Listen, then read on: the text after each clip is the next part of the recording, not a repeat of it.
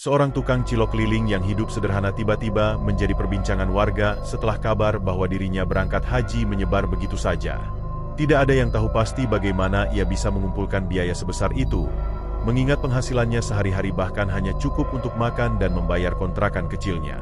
Kejanggalan mulai terasa ketika beberapa warga mengingat bahwa sejak beberapa bulan terakhir, tukang cilok itu sering terlihat berjualan hingga larut malam di tempat-tempat yang tidak biasa, gang sempit, area pemakaman, bahkan dekat hutan kecil di pinggir desa. Sepulang dari tanah suci, penampilannya berubah drastis.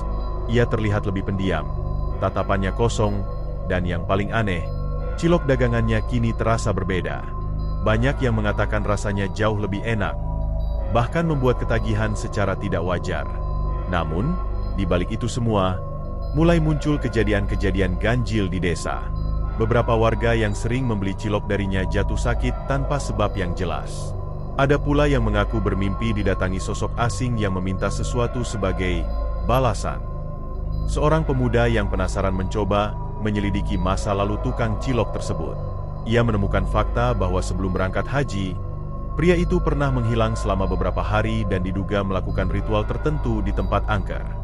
Kecurigaan mengarah pada praktik pesugihan yang melibatkan perjanjian dengan makhluk tak kasat mata, sebuah jalan pintas untuk mendapatkan kekayaan, namun dengan harga yang tidak sederhana.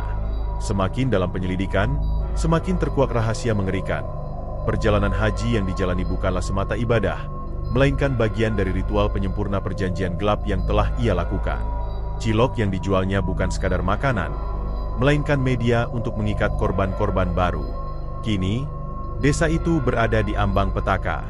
Warga mulai menyadari bahwa mereka bukan hanya membeli makanan, tetapi perlahan menyerahkan sesuatu yang jauh lebih berharga. Pertanyaannya, apakah semua ini bisa dihentikan, atau sudah terlambat?